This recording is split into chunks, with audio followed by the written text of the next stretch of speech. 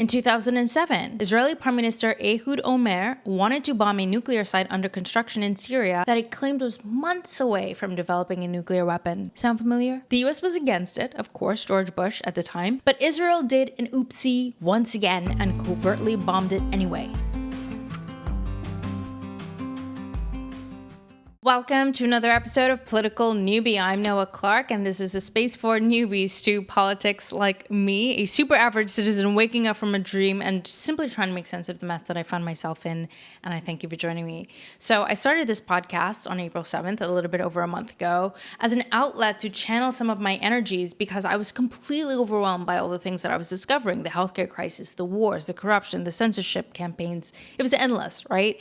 And I was also surrounded by people who were either not interested in diving into politics, not at length at least, or people who are radical ideologues. And for someone who's just waking up to everything, it was really difficult to have a conversation with radical ideologues, especially given that I had no idea that they were, because we'd never gotten into serious political conversations. And since I have this naive notion that every voice counts, I decided to channel some of the buildup that I was accumulating into a podcast. I did plan on taking it slow, posting only one episode a week, but this week has been so intense that you're seeing a little bit more of me. I think I posted about 3 episodes in the last 7 or 8 days.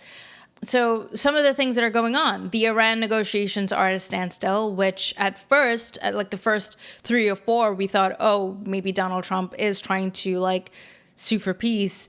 But I think at this point we realize that he's just kicking the can down the road because that's the instructions he's getting, because they're planning probably for the inevitable. The Israeli-US plan to starve the Gazan population into delirium and near extinction so that they can agree to abandon their homes and move to Libya is underway. A lone gunman who assassinated 2 Israelis, sparking a new wave of anti-Semitic definitions, which we knew was coming. I mean, all of us with an ounce of intuition or instinct understood that they were gunning for expanding the definition of anti-Semitism. They've now waged a censorship campaign against Free Palestine, and I think a lot of accounts on Instagram are already being deplatformed. I don't think they've necessarily expanded to X yet, but I guess they're working their way, because obviously you know that the people in charge of our censorship machine are Israeli intelligence. And then, of course, the fake outrage coming out from the West. We know it's performative. Really, it's endless. And I can't cover everything in one episode, but based on all the information I've been consuming from all sides, it seems as though the overall plan was always to close a chapter and open a new one. And which chapter do they mean to close? The one that started with the 1996 Clean Break memo. Basically, it's a memo prepared by neocon Zionists. They're one and the same, really, so you can try to separate the two, but you might find it difficult, whose stated goals in the memo to Benjamin Netanyahu were to abandon the peace process in the Middle East and transition into a permanent state of preemptive aggression against Iraq, Syria, Lebanon, Palestinian territories or Palestine, Libya, Sudan, Somalia, and Iran. I mean, North Korea is in there too, but they haven't closed a chapter on the Middle East yet, so they haven't gotten to North Korea yet. And what that translates into is solidifying Israel as a terrorist state that would terrorize the region in perpetuity or until they got the job done. And the only country left to completely and utterly destabilize is Iran. And then they can finally close the chapter. If you did this far, you're awesome. So leave me a thumbs up to let me know that you're here, and thank you so much. So I came across an upload from Epstein's shadow, aka Epstein's lawyer, aka Alan Dershowitz, going over the plan for Iran based on how Israel and the US handled similar situations in the past. Listen to this. That state has to make its own decision as to how to deal with a nuclear Iran. So we may well see a situation where Trump says, no, I'm not going to allow, whatever that means, Israel to bomb Iran. And Israel says, well, I'm going to do it anyway. Olmert said that to Bush, and Begin said that to Reagan. Both of them were told by the United States, do not bomb the Osirak nuclear reactor and do not bomb the Syrian nuclear reactor. In both cases, Israel defied the United States, bombed them, almost no casualties at all, certainly no civilian casualties. And in both cases, the United States then came back and said, whoops, we were wrong, you were right.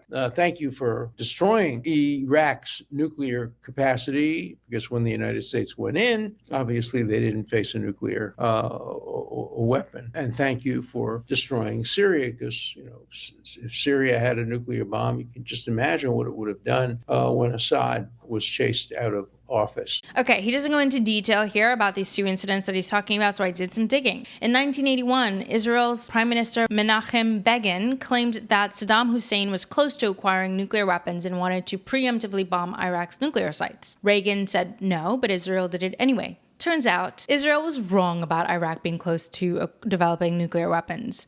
The Reagan administration and other international leaders publicly condemned it, similar to the theater we're witnessing right now. The US went as far as to suspend the delivery of F-16 fighter jets to Israel as a slap on the wrist for being naughty. But as you guessed it, the US and Israel made up in no time. I'm sure everyone knows how extraordinarily toxic relationships work.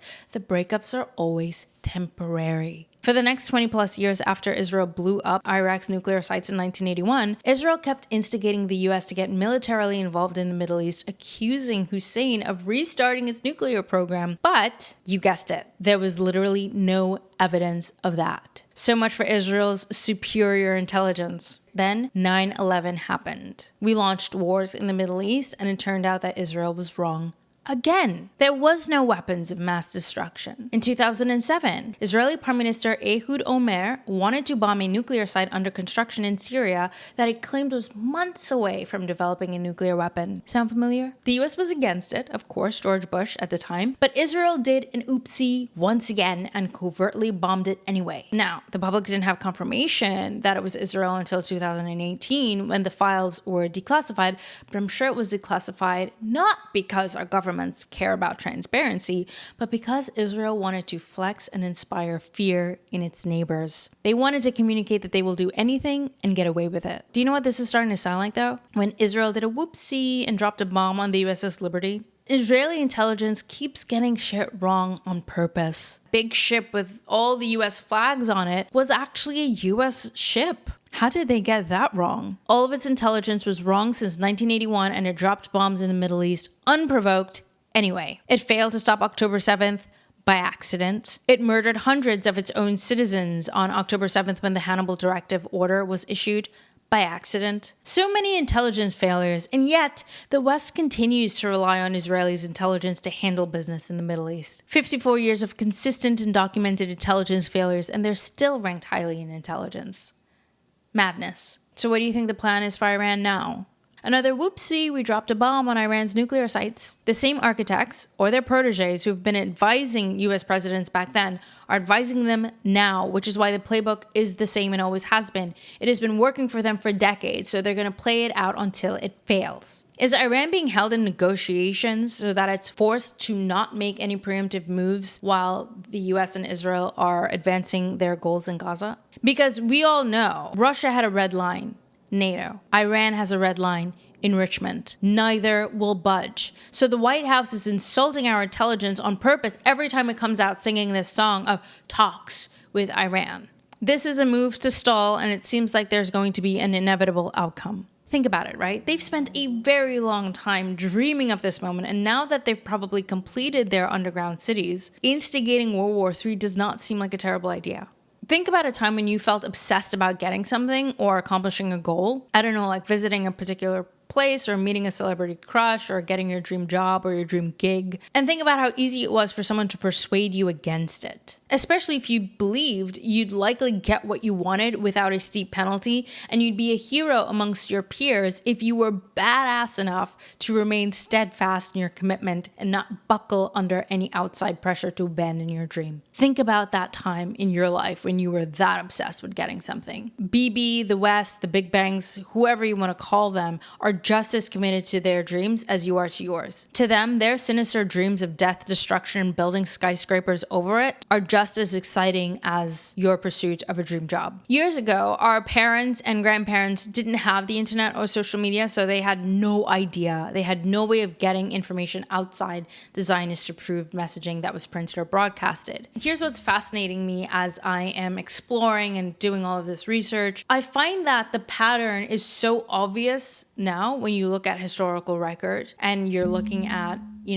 all the information that's coming out that is no longer completely controlled. Yet, even experienced political commentators seem to miss the trend. Like, they're not connecting the dots. I came across reporting from the Young Turks the other day that made me wonder why anyone with historical knowledge would think Israel is making decisions alone here when it comes to the whoopsie, I'm going to be dropping a bomb on Iran.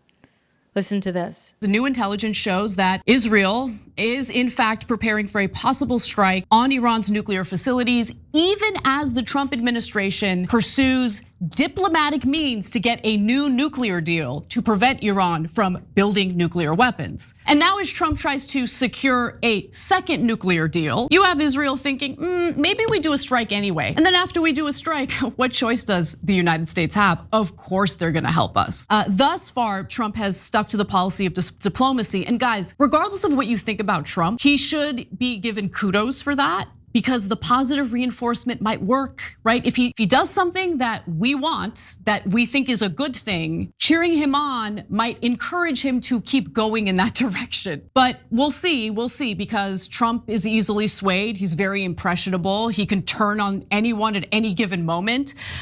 So far, he has resisted a war with Iran, but let's not forget, he is the one who ripped up the Iran nuclear deal in his first term. Trump is also the guy who decided to assassinate Qasem Soleimani, who was the top general in Iran's military. And that could have led to, a full-fledged war, a hot war between the United States and Iran at the time. So she makes this claim that, Donald Trump is temperamental. And I say that Donald Trump says what he really feels. Yes, he does. And then he gets briefed by his superiors and then comes out and says what he's told. And we see it as him being temperamental. To me, Donald Trump has no power. But he also doesn't want to alienate Donald Trump. He sees the American government as his puppet. He sees Trump as his dog that he takes for a walk now and then. The question is Trump gonna keep allowing Netanyahu to dog walk him? Or is he gonna be a strong leader that avoids wasting American lives and American resources on a war that we shouldn't be fighting? First of all, she's implying two things that contradict themselves. That Bibi thinks the US is his puppet, but also that Bibi doesn't want to alienate the US. No.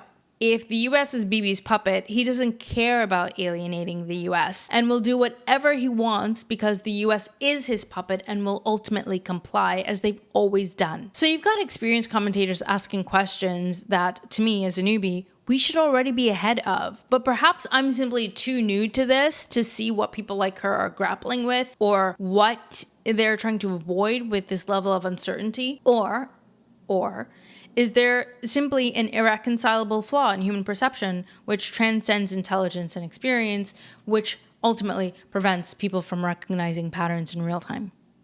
Patterns of deception and corruption, which I think is a fair question after witnessing how thousands, even millions of healthcare professionals and scientists around the world with historical knowledge, expertise, and experience seem to suddenly malfunction during COVID in the speed with which they surrendered to the 100% safe and effective narrative and the way in which many of them still defend it to this day. What are these people not seeing in the patterns, in the corruption, in the deception that has been happening for so long in the history of our country, in the history of our civilization? What prevents educated, informed people from making some basic connections?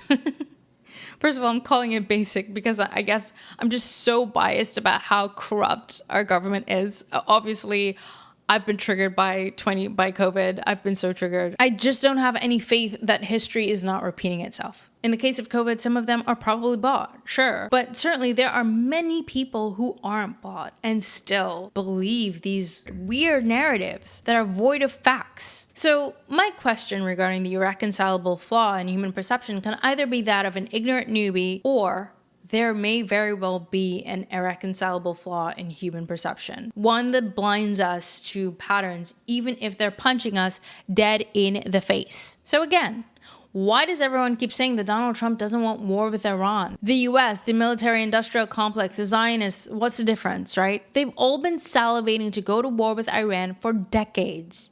Our government most certainly wants to go to war with Iran. And at this point in time, it seems like they also desperately want the inevitable economic catastrophe that they'll blame on Iran and Russia, of course, so that they can introduce digital currency, digital ID, and a social credit score framework. I mean, think about Donald Trump's latest big, beautiful bill that's so beautiful and so big. It's filled with all the goodies, right? Tax on tips, immigration, major funding cuts in health and social programs, which may be a good thing if it's about cuts to unnecessary bureaucracy and corruption. The major tax cuts for the wealthy, much like the 2020 CARES Act, which strips the remaining wealth from the middle class and channels it upwards to Elon Musk, Sam Altman, Peter Thiel, the Trumps, those people, which works complementary to the tariffs that Donald Trump implemented to crush as many small businesses and entrepreneurs as possible, etc., etc.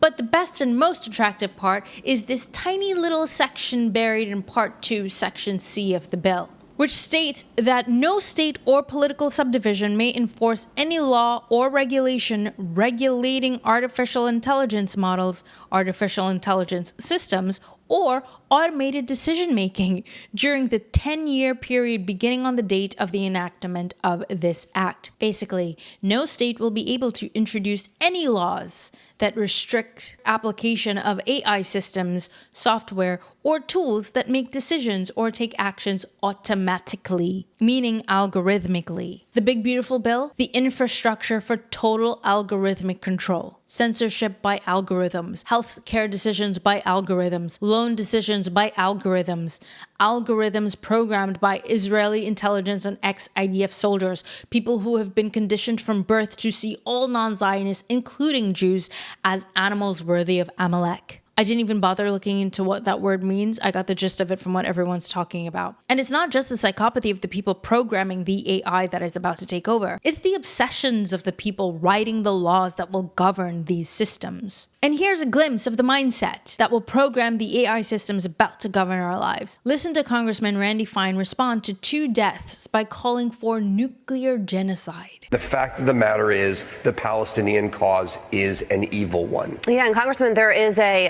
ceasefire deal on the table right now that the White House is hoping both Israel and Hamas will sign on to. Does this shooting change anything when it comes to the course of the war or the negotiations to end it? Well, I think it speaks to the importance of the only end of the conflict is complete and total surrender by those who support Muslim terror. In World War II, we did not negotiate a surrender with the Nazis. We did not negotiate a surrender with the Japanese. We nuked the Japanese twice in order to get unconditional surrender. That needs to be the same here. There is something deeply, deeply wrong with this culture, and it needs to be defeated. Well, the logical conclusion is that we should just nuke the whole Arab world. If it's the quote-unquote culture, Muslim culture, fundamentalist culture, I don't know what he has in mind, but the logical conclusion would seem to be that we should just nuke the whole Arab world and that would solve the problem. Honestly, you reach a point of derangement where it just doesn't seem sensible to engage it. He has the right to say whatever he wants. But to invoke the atomic bombings of Hiroshima and Nagasaki in light of the killings of 2 individuals in Washington is just a degree, a magnitude of derangement and insanity that it's very hard to engage. One should try, I think, to stick to factual issues and not psychiatric ones.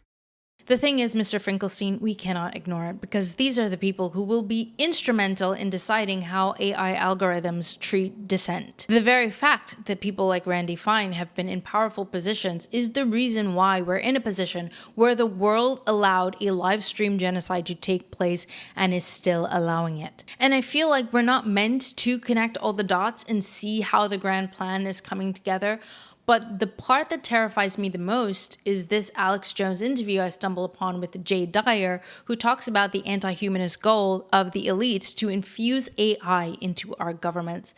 Listen to this. 2001, if you remember Kubrick in this famous, probably one of the most famous movies, if not the most famous movie of all time, I read it as a kind of an alchemical allegory. If we look at Arthur C. Clarke and what he was talking about, we get an insight into this idea of the possibility of man's apotheosis that has become becoming his own god through technology. In 2001, you remember the monolith shows up, and that monolith is intended to be a future AI. Part of the reason that Arthur C. Clarke had this idea was that he was in the circles of a lot of esotericists and occultists. He was hanging out with Aleister Crowley, the most famous Satanist of the last century, and Clarke was interested in putting that ideology into his science fiction. And I want to go into the history of how this has been used in pop culture to prepare us for the acceptance of this entity. Like you, I don't think that all forms of AI are necessarily bad or evil, but I do think that if you look at the people who formulated this system and the way that pop culture has formulated this, it's intended to get us to submit to and interject ourselves into this matrix system. They want an AI running everything. In fact, back in 1966, when Dr. Carroll Quigley wrote Tragedy and Hope, there was a famous chapter in the middle where he says that the future technocratic society would be run by giant AI supercomputers. That chapter is overlooked because people always focus on the other section where he talks about the bankers and the banking elite. In many cases, was working in a symbiotic relationship with those in power, with those from this eugenics-based establishment who wanted to create this world, this future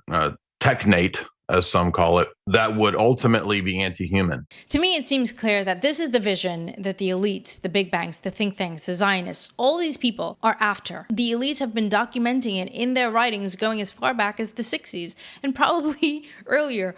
If you know, let me know in the comments. But people like Carroll Quigley, as Jay Dyer mentions, and the people behind major global institutions have already mapped this out. A future society where AI runs everything and the elites no longer have to monitor or respond to the messy realities on the ground because the system will do it for them. Not to mention keeping the population poisoned through food, medicines, and vaccines to corrupt the evolutionary health and progress of the masses.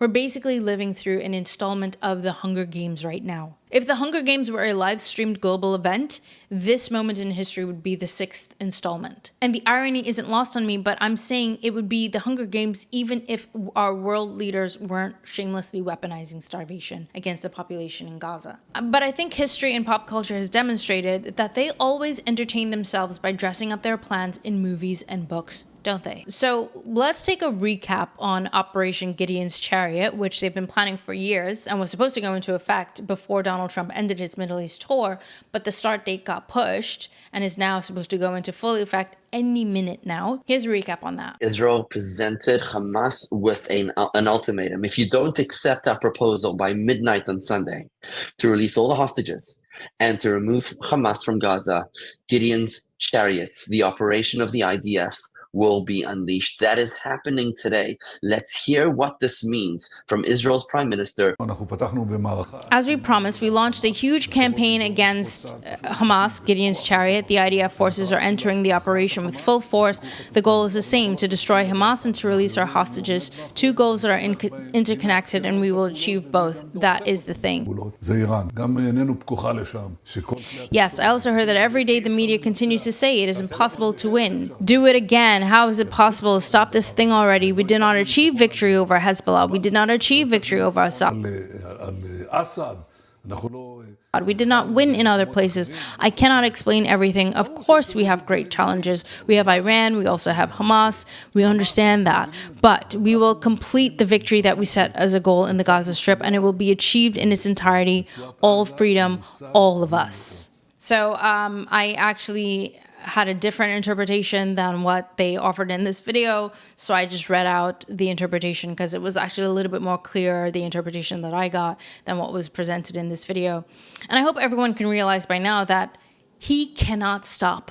Okay, the globalists had a plan in place. The original plan must have been murder all the journalists, gaslight the public as usual via mainstream media, and we'll have this genocide over in less than a year. The IDF weren't supposed to live stream their massacre and brag about beheading babies on social media, but it's proving difficult to plan around sociopaths, it seems. They conditioned a nation worth of socially compliant psychopaths, and they thought this would go over with minimal pushback. They really did. They had that level of confidence because of their control over the government and the media, especially given that they had just witnessed how easily people submitted to censorship and mandates during COVID. Nevertheless, even though their plan is getting a little bit sidelined with all of the resistance mounting, they cannot stop now. Bibi and his backers must prove all of us, anti-Zionists, anti-imperialists, anti-genocide, pro-humanists, wrong. And we all know what that feels like, right? When we need to prove ourselves in the face of our enemies. So we know that Israel will not back down, and I'm sure they have enough blackmail on every president, every government official, every reporter in the media to ensure that nothing will get in their way. All in pursuit of this 2035 Gaza plan,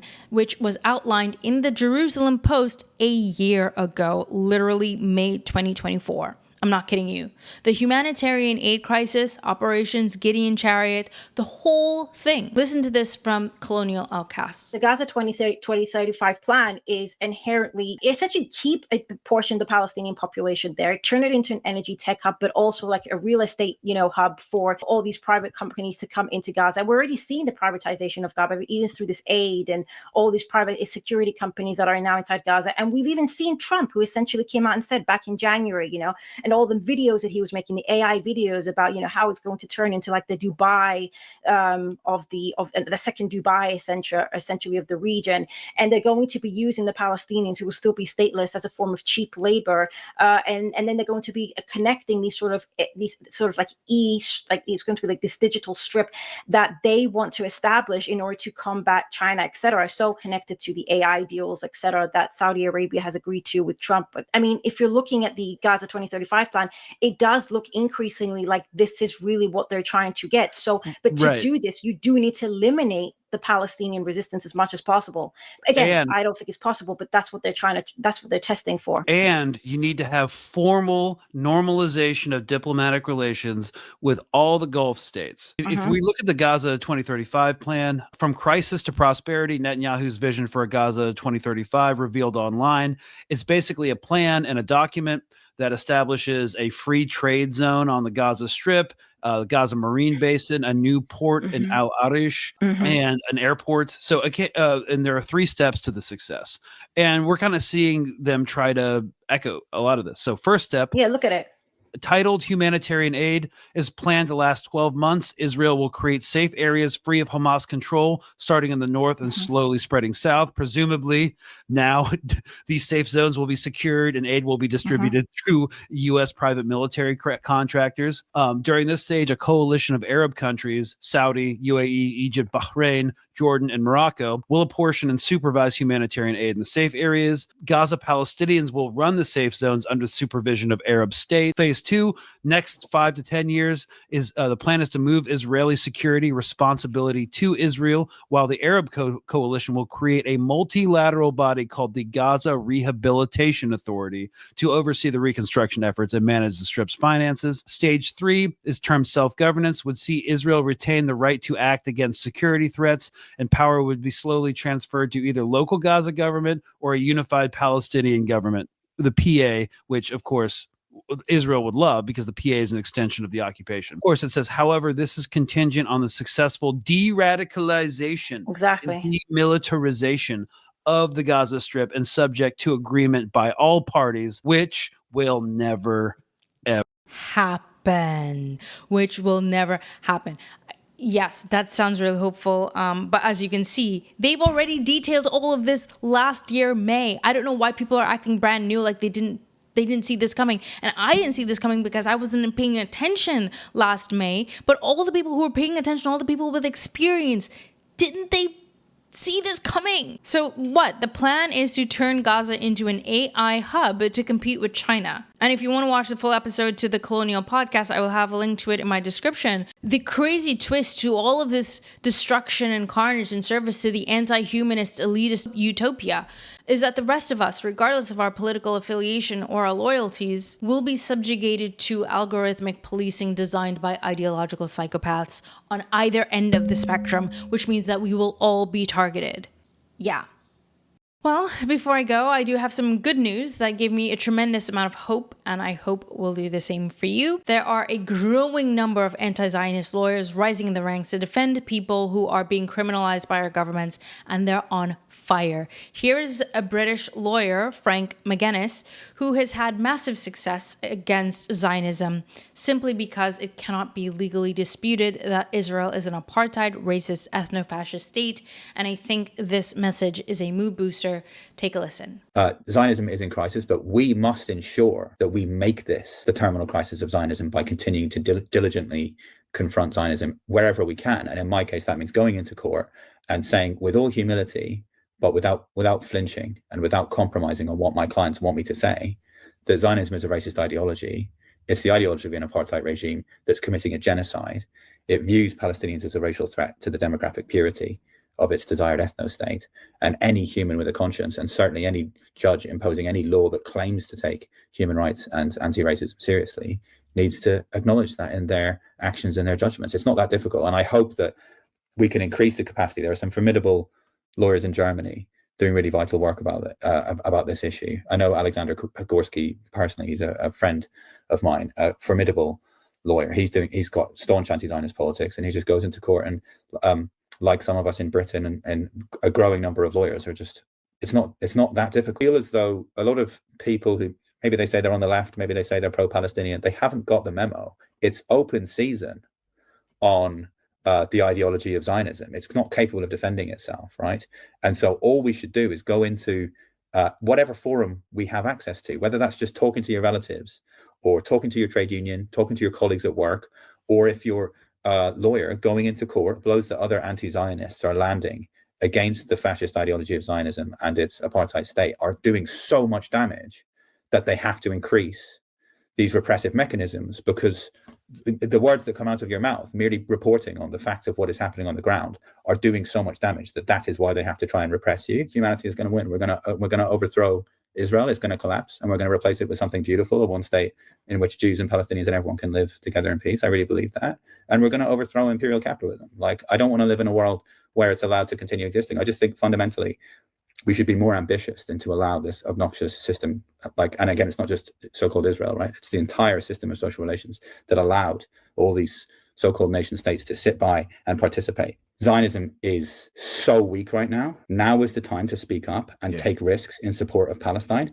And if you do, there is a growing number of lawyers who will be able to represent you and go into court and say exactly what you've been saying. It's become a cliche to say, what did you know what you would have done during a genocide because you're doing it now. Just stand up, use what power you can to stand in solidarity with Palestinians against the fascist ideology of Zionism. So yes, all of this gives me hope, and he's absolutely right. Zionism is weak right now. You can tell by how crazy and wild they're getting with their repressive tactics. All of these states, they're literally just unraveling themselves to try and defend this terrorist state. It's insane what lengths they're going to protect Israel. Is crazy. But I smiled because he said humanity will win.